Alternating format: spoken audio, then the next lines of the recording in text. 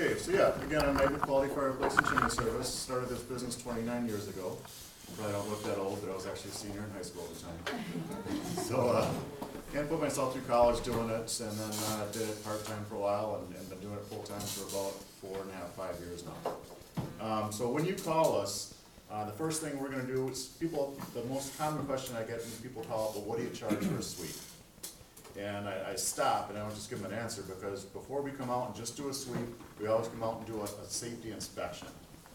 So we're gonna come out and take a look, and the first thing is, does the chimney even need a cleaning? And at least once a week, it seems like someone who called for a cleaning doesn't need it. And so, you know, what do you do in that case? Well, it doesn't need it, so no charge, have a nice day. No, what we do is that we actually charge for the inspection and trip charge, and I call it the honesty fee. Because you'd rather pay less to not do it than more to do it when it didn't need it. So that's kind of my philosophy on that. So what we're looking for is 1/8 of an inch of creosote in the flue and smoke chamber of a masonry fireplace. That's our most common thing we work on, is the masonry fireplaces, the bricks and mortar stone chimneys. We also do the prefabricated, the metal double or triple wall chimneys, but there's more to do with the wood or with the masonry ones. So we're looking for 1/8 of an inch of creosote built up in there. If you have that or more, or some type of instruction, we're going to recommend that you have it cleaned. On a masonry chimney, we use a professional grade flat wire brush that matches your flue size. We're going to run it all the way up and down the entire flue and clean out all that creosote out of there. We use plenty of drop cloths to cover the hearth and the floor. We have a big vacuum system called a HEPA vac, and it moves over 400 cubic feet of air per minute. It's got a hose about that big. So when we put the hose into the fireplace, and there's actually 3 motors on this thing, and they've got it set up where you've got to put a long cord to a separate circuit in the house. So you put this all in one circuit, you're going to blow it. So the 2 motors can go on one circuit, the 3rd motor goes in the other one. When this thing's running and you're stirring up all this dust and stuff, it's kind of neat to watch, because it just all goes right into the hose, and it doesn't leave a mess in the house. So that's how we can do it without leaving a mess in the house. One thing we do differently from most other companies is we remove that damper as part of the process. Typically, it's just a cotter pin or pulling out a bar or something, but we're going to pull that whole damper plate out of the fireplace. Then you have what's called the smoke chamber up there, which is like the funnel-shaped portion of the chimney, which is right above the fireplace, which leads up to the flue.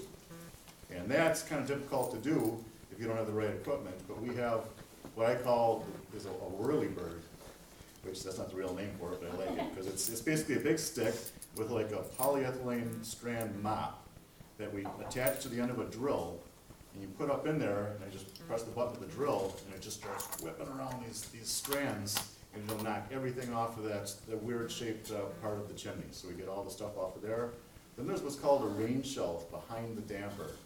I've noticed that most other companies ignore that because you can't see it. I mean, you open up your damper, who knows? You know, who's going to know if it never gets touched? But by pulling out that damper and scraping off that shelf, you get all sorts of crud, debris, and I found all sorts of weird stuff back there. Just a couple weeks ago, same day I was over at Bob's. Before that, I pulled a squirrel skeleton and carcass off the rain shelf that had been decaying back there for who knows. Well, the one had been back there for many years because it was just a skeleton, but the other one was just starting to get a little bad. So anyway, we got all that stuff out of there. And then we clean out the firebox.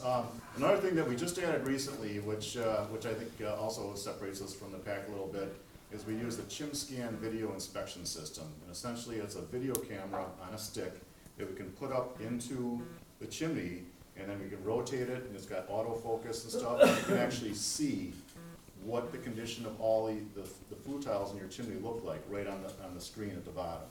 So if there's a crack in there, a hole, something that wouldn't have been visible by shining a flashlight up there, you can actually see it. And the whole purpose of a flue on a fireplace is to convey those, you know, dangerous chemicals, you know, smoke, carbon monoxide, whatever, from whatever's burning into the atmosphere. And if there's a crack or a gap in there or something, and it's not doing its function, it would need to be replaced. So that's something else we offer, of course, is if we do find a broken flue tile, a gap in there or something like that, there's ways of fixing that. One way to do it is to realign the chimney. You have to use stainless steel because it has to stand up to the wood heat. And so we can actually put a pipe down into that chimney to the bottom of the flue at the top of the smoke chamber. And so it's a metal pipe, usually a round 10-inch round pipe goes into a 12 by 12 flue. and then we pack the bottom with some insulation.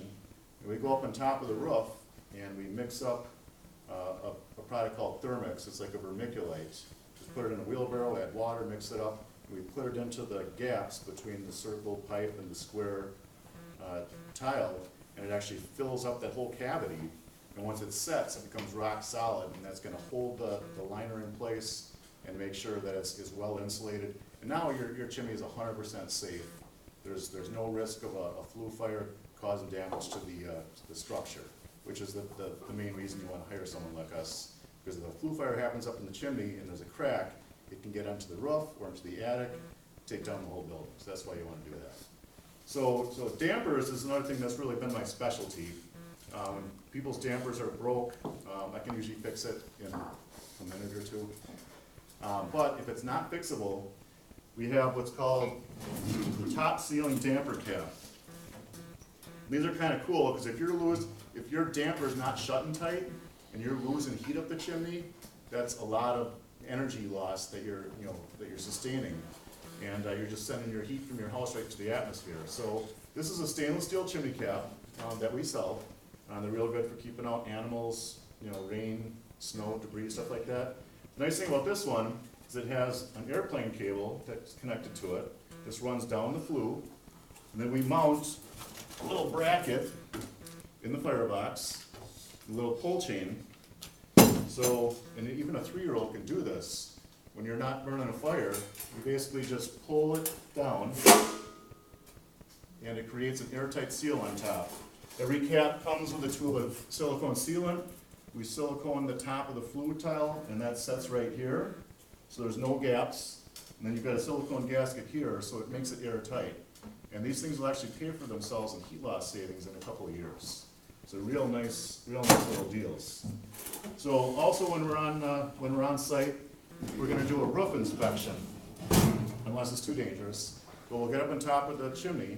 We'll check the condition of your concrete crown, the flue tiles, the flashing, the bricks. So if there's any issues up there with that, we can fix them. We do tuck pointing, we do crown repairs, and we do waterproofing. Now waterproofing is different from sealing. You can go to the hardware store and get products like Thompson's, you might have heard of that, which is a sealer. You don't want to use a sealer on your chimney for this reason, that if you seal in the pores of the brick, if there's any moisture inside the chimney, when that freezes, that can actually accelerate freeze-thaw damage.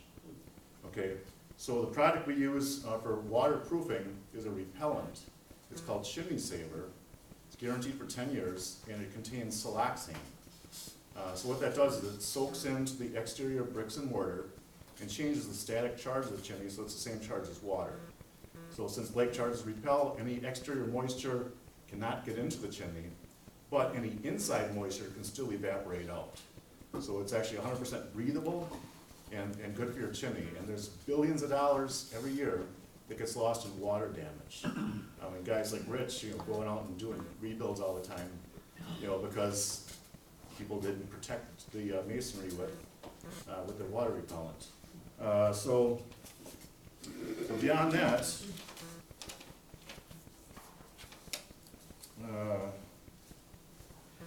the one thing I wanted to mention too, while I still got a few minutes left, is we don't just do fireplaces, we do venting for all appliances. So if you have a gas water heater that's orphaned, which is real common, a lot of times people get a new furnace, and so that'll vent out the side of the house, and they'll have just a water heater venting in there. That's typically a 3 or 4 inch pipe coming out of there, going into the flue, which is usually 8 by 8 or 8 by 12.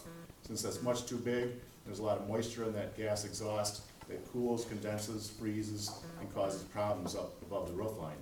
So we reline water heaters. A real easy way to do that is an aluminum liner that we can direct connect to the appliance.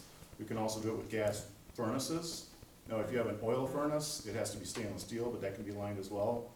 So we do line inserts, stoves, basically anything that you would have. Mike,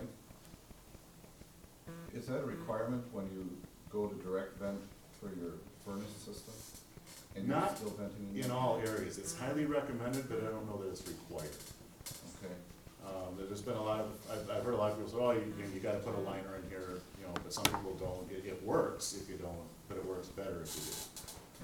So, so the other things that we do is, we sell gas log sets, gas inserts, wood inserts.